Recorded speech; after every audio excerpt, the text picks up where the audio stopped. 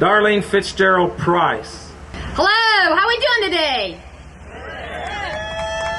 Folks, our state has been in the bottom 5% for just about everything for way too long because our elected officials lack vision. Time for something new. I'm proud to say I am not a professional politician. Washington's full of those, and look at where we're at. I began my career serving my country on active duty in the U.S. Army Military Police Corps. And after that, I became a special agent on the front lines of the war on drugs. I ran counter-smuggling operations up against some of the most dangerous, cutthroat Mexican and Colombian cartels known to mankind, until I found out that there was something more dangerous. Some of my managers. I found that out when they allowed in what would have been the largest seizure on record for any agency, 25 to 40 tons of narcotics, poison, these guys led into this country. And when my colleagues and I blew the whistle on this, they came after us, big time.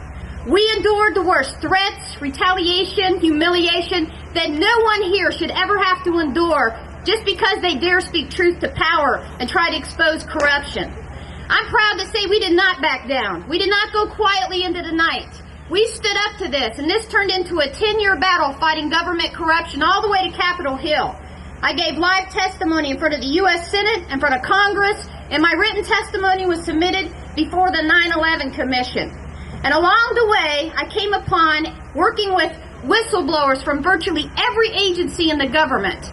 We came upon a solid conclusion, and that is this. Our elected officials on Capitol Hill are voting the interest of who's funding their campaigns and not your interest. This is the cracked, crumbling foundation this country now falters.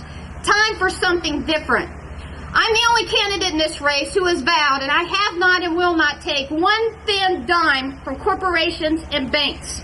I'm not anti-corporation, but our corporations and banks should not own our elected officials, and that's what's wrong. That's what I'm trying to fix.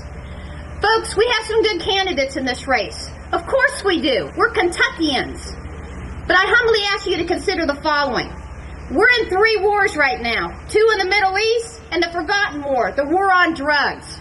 I have real military, counterterrorism, and counter-narcotic smuggling training and experience, and I'm the only candidate in this race, Democrat or Republican, who can say that.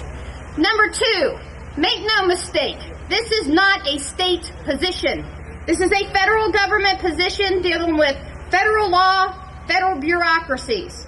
I have worked with virtually every federal agent in the federal government, either as a whistleblower or on multi-agency task forces, and I'm the only candidate in this race who can say that.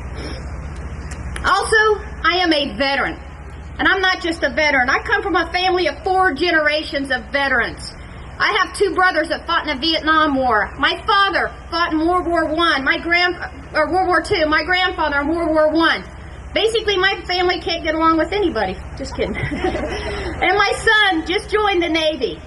Our veterans need a voice on Capitol Hill, and who better than a fellow veteran who comes from a family of veterans.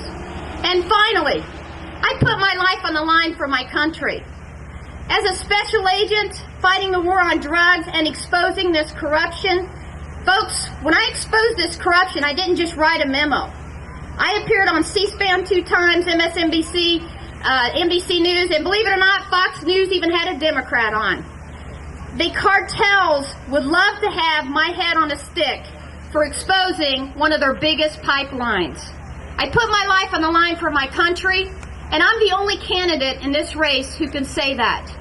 So come May 18th, please check out my website, grab some cards for me before you leave, and if you're ready to trade a pocket politician for a real public servant, if you're ready to trade a Wall Street retriever for a real watchdog that's been tested, then remember this, Price is right for U.S. Senate. Thank you.